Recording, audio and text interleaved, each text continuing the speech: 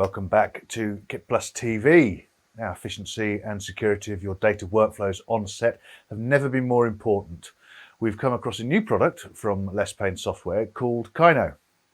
Yeah, it's simple enough to be used by directors and production assistants, powerful and flexible enough to be used for seasoned DOPs, DITs and editors as well. Used by YouTube, cinema, documentary and corporate video professionals all over the world. Let's welcome Robert Kruger, who will help us understand a bit more about the challenges and how they've decided to overcome them. Hi, Robert, how are you doing?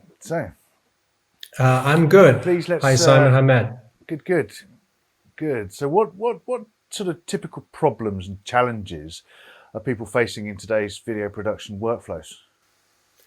Well, I mean, the most obvious one is nobody has time for anything, and that's probably even getting worse with production turnaround times getting shorter and shorter. Short form content probably dominates the work of most people in our industry, and you typically have to deal with a lot of material. And what's complicating this is that you typically have to deal with heterogeneous material. That is, you have many cameras, you have many different other sources of video assets. You have to deal with formats popping up essentially every year. I mean, if you look at Blackmagic RAW, ProRes RAW, so you have to always catch up with this, and that has to work through your entire tool chain. And of course, saving costs is a very important thing. You in those small productions, you rarely ever have a dedicated DIT, so one person has to fulfill multiple roles. You have to deal with many different NLEs nowadays. The market is pretty fluid. People are migrating all over the place, so that's something that people have to deal with. And collaboration, obviously, especially during this time, working from home. And then one thing that we didn't have on the radar was you typically in larger organizations, you have very different qualifications in your team. So many people are part of a workflow that work together, and you have some people who are very tech savvy and you have others who aren't at all, but they need to contribute as well. So what aspect of the workflow, Robert, are people losing most time in? We see that just the very mundane task of finding your material during your production and getting things organized, especially having so many different sources of material, that really is a hidden time killer that everyone struggles with, that we have spoken with in the past 5 to 6 years. Compatibility problems definitely are still something that people struggle with, and these can all of a sudden kill hours of time, even if you're pressed for time in a workflow. Mostly when you least need those problems. And then in workflows, there's typically a lot of loss of information, so you don't get the knowledge of the people that were on set when you're in the edit, if that data, or then more concretely metadata, does not make it through all the steps of the workflow. So we've looked at the workflows and challenges. Maybe we should dig deeper into what Kyno is, because it's more than a MAM system, isn't it, really?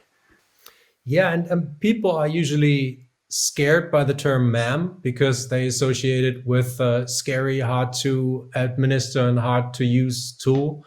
And Kyno is sort of a counter proposition to that. Kyno is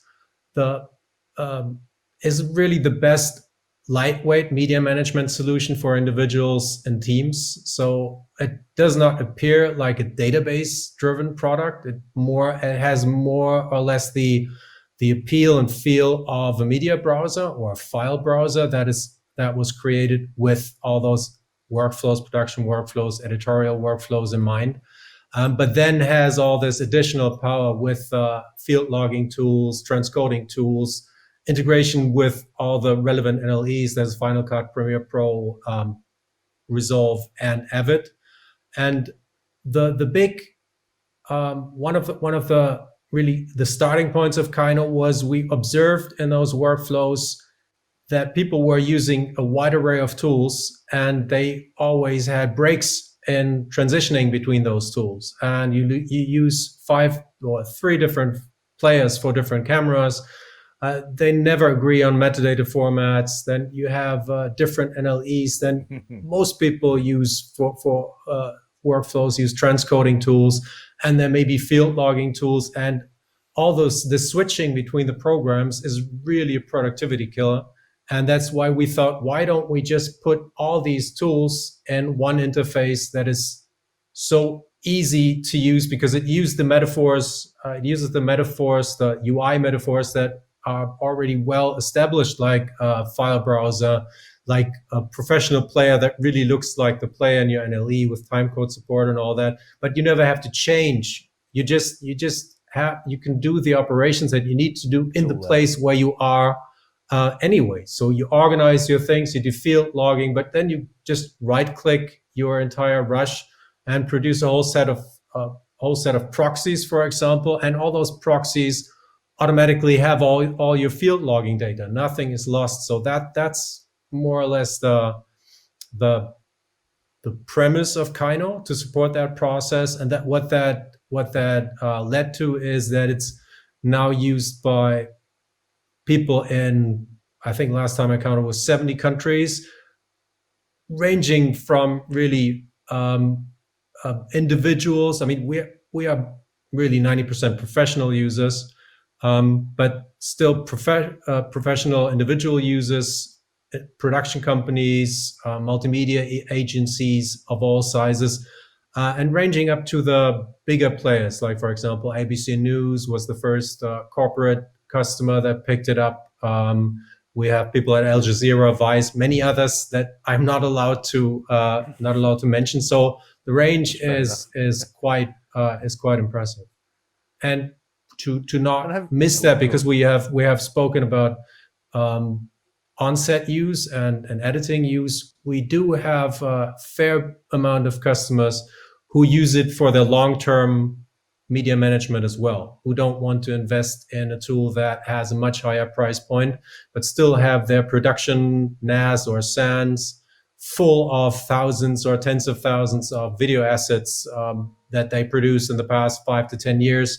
And they found Kyno as a very, very economical and simple to train and simple to use solution to that problem.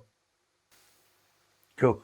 And just briefly, what came up at the beginning of that last answer was the workflows. Have you noticed from your product, from your solutions, has the workflow changed considering the current situation with this pandemic and remote, etc.? Yeah, it hasn't changed entirely, but we see that there's a lot more pressure to push collaboration workflows. With people working from home, things like proxy workflows, for example, become a need. Before that, they were mere optimization, and now proxy workflows for many organizations are really what keeps them alive. And so we have really prioritized our development on that in the past months with integrations with Frame.io. We're working closely with PostLab. And also we're Dropbox partner. That also happened during the pandemic. LucidLink is a very smart solution that we're integrating with and partnering with. And that has become one of our core strategic directions. So people definitely need a simple solution that doesn't make them change all of their existing workflows. You cannot just retrain all of your team members in this situation, and we think we have quite a few nice solutions for these problems. Very pragmatic and easy to learn solutions. Yeah, I think we'll definitely check that out. Robert, just before we let you go, we don't want to catch you out, but tell us something about you that maybe even your colleagues that don't know about you. What do you get up to when you close the door at night? Yeah, that's very different from my work.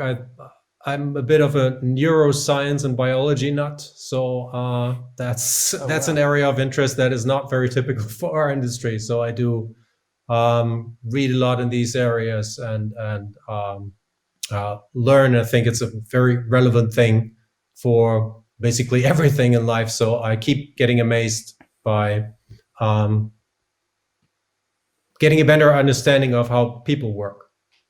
Well, thanks for watching today, and thanks to Robert from Lesspain for coming on the show. To see all our video interviews and kit reviews, then head over to KitPlus TV, which is brought to you with the support of Mediaproxy. You can find out more about them at mediaproxy.com. Thank you for watching.